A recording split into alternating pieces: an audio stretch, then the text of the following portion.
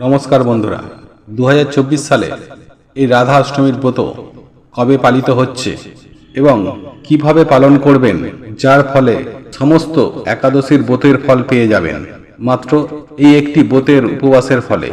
এই ব্রতটি যে ভক্ত একবার পালন করতে পারেন তাদের কোটি কোটি জন্মের পাপ তৎক্ষণাৎ বিনষ্ট হয়ে যায়। সহস্র একাদশীর ব্রতের সাধনের মানব যে ফল লাভ করে, এই রাধা অষ্টমীর ব্রত পালন করলে তার থেকে শতগুণ বেশি ফল লাভ করা যায়। যে সকল কৃষ্ণ ভক্তরা এই একাদশীর ব্রত পালন করতে পারেন না, তারা অবশ্যই একবার এই রাধা অষ্টমীর ব্রতটি পালন করুন, তাহলে তাদের শত শত একাদশীর ফল লাভ পাওয়া যাবে।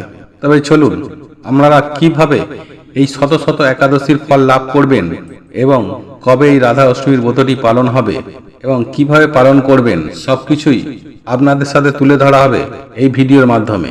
বন্ধুরা, অবশ্যই এই ভিডিওটি শুরু থেকে শেষ পর্যন্ত মনোযোগ সহকারে দেখতে থাকুন। আর চ্যানেলে নতুন হয়ে থাকলে চ্যানেলটিকে অবশ্যই সাবস্ক্রাইব করবেন, লাইক করবেন, কমেন্ট করবেন এবং ভক্তি, ভালোবাসা ও শ্রদ্ধা দিয়ে জয় শ্রী রাধা রানীর জয় লিখে কমেন্ট অবশ্যই করবেন। আর ভিডিওটি অবশ্যই শুরু থেকে শেষ পর্যন্ত ভক্তি সহকারে দেখতে থাকুন। চলুন এবার শুরু করা যাক আজকের এই ভিডিও। প্রতি বছর এই ভাদ্র মাসে শুক্লপক্ষে অষ্টমী তিথিতে এই রাধা অষ্টমী উৎসবের সাথে পালিত করা হয়। ধর্মীয় বিশ্বাস অনুসারে ভাদ্র মাসে শুক্লপক্ষে অষ্টমী তিথিতে জন্ম হয়েছিলেন বর্ষনায়। এই রাধা অষ্টমী রাধা জয়ন্তী নামে পরিচিত।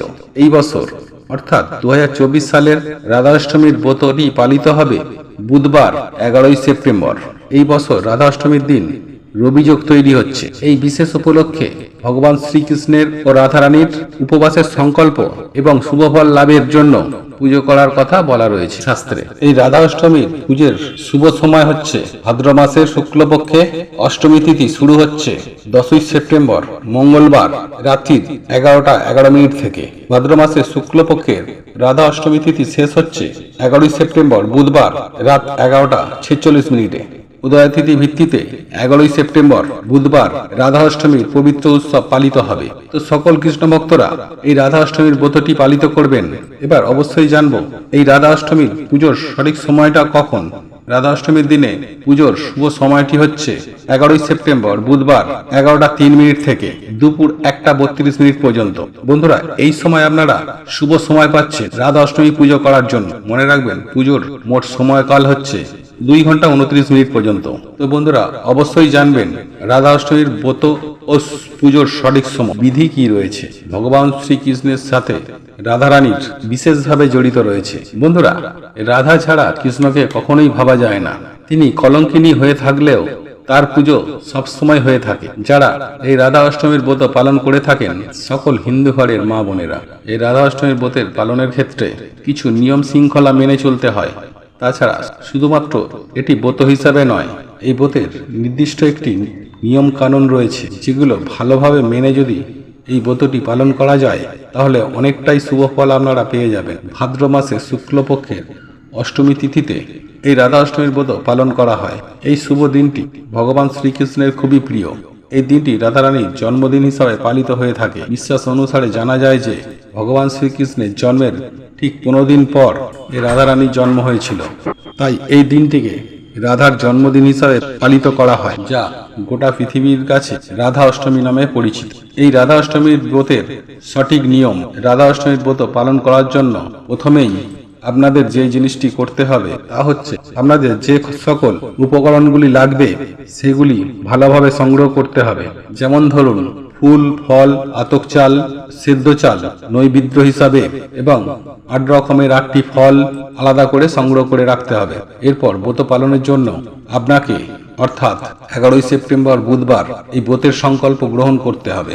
সারাদিন উপবাস থেকে এই সকল উপকরণ দিয়ে রাধারানীর এবং অষ্টসখীর পুজো আরাধনা করতে হবে। এর পাশাপাশি আলাদাভাবে বিশ্বভানু নন্দরাজের পুজো অর্চনা করতে হবে। এরপর ব্রতে পালনের পরের দিন এবং ব্রতের পরের দিন ব্রাহ্মণ ও বৈষ্ণবদের যথাসাধ্য মতো ভোজন করাতে হবে। তারপরেই এই ব্রত ভঙ্গ করতে হবে। যদি আপনারা এই পালনের দিন ব্রাহ্মণ এবং বৈষ্ণবদের ভোজন করাতে পারেন, আপনারা অনেকটাই লাভবান হতে পারেন। তো সকল বন্ধুরা, আপনারা সকলেই এই রাধা অষ্টমী ব্রতটি পালন করবেন। তারা অবশ্যই মনে রাখবেন রাধা অষ্টমীর ব্রত পালন করার জন্য হলুদ রংটিকে খুবই গুরুত্ব দেওয়া রয়েছে। এই শুভ দিনে হলুদ রঙের বিশেষ গুরুত্ব রয়েছে, সেই জন্যই অনেকেই হলুদ রঙের বস্ত্র পরিধান করে থাকে। রাধারানী এই হলুদ রং খুবই পছন্দ করেন। যারা এই দিনে উপবাস রাখবেন তারা অবশ্যই মনে রাখবেন এবং যারা ব্রত পালন করবেন তারা অবশ্যই হলুদ রঙের বস্ত্র পরিধান করবেন। এই শুভ দিনে পুজোর পাশাপাশি হলুদ কাপড় বিছিয়ে শ্রী রাধারানীর মূর্তি স্থাপন করতে হবে। শ্রী রাধারানীকে হলুদ রঙের ফুল ফল নিবেদন করবেন। আর যদি সম্ভব হয় এই দিনের খাবারটিও হলুদ রঙের হওয়া উচিত। এই রাধা অষ্টমীর উদ্দেশ্যে শ্রী রাধারানীকে কি ভোগ নিবেদন করবেন সেই সব বিষয়ে অনেক ভক্তরাই জানতে চায়। শ্রী রাধারানীর পছন্দের ফুলের মধ্যে রয়েছে সকল রকমেরই ফুল। যে সকল ফুল ভগবান শ্রীকৃষ্ণের পছন্দের সে সকল ফুলই শ্রী রাধারানীর পছন্দ। তবে পদ্ম ফুল, কদম ফুল, বকুল ফুল, মালতী ফুল, বিশেষ করে কাঠগোলাপ ফুল এই রাধারানীর খুবই প্রিয় ফুল। শ্রী রাধার পছন্দের ফলের মধ্যে হচ্ছে সকল ধরনের ফল। যে সকল ফল ভগবান শ্রীকৃষ্ণ পছন্দ করেন তার মধ্যে বিশেষ করে আতা ফল রাধারানীর খুবই পছন্দের। আর আপনারা পারলে এই রাধা অষ্টমীর দিন এই আতা ফলটি রাধারানীকে নিবেদন করতে পারে। রাধারানীর পছন্দের মিষ্টান্নর মধ্যে তেমন কোনো গুরুত্বপূর্ণ উল্লেখযোগ্য কিছু নেই। আপনারা যেটুকু সম্ভব সেটুকুই বাড়িতে মিষ্টান্ন তৈরি করে রাধারানীকে ভোগ হিসাবে নিবেদন করবেন। আর রাধা অষ্টমীর পুজো বিধি, যে সকল কৃষ্ণ ভক্তরা এই রাধা অষ্টমীর পূজা অর্চনা করবেন অর্থাৎ এই দিনে ব্রত পালন রাখবেন তারা অবশ্যই এইভাবে ব্রতটি পালন করবেন, তাহলেই আপনারা সুফল লাভ করতে পারবেন। আপনাকে কি করতে হবে?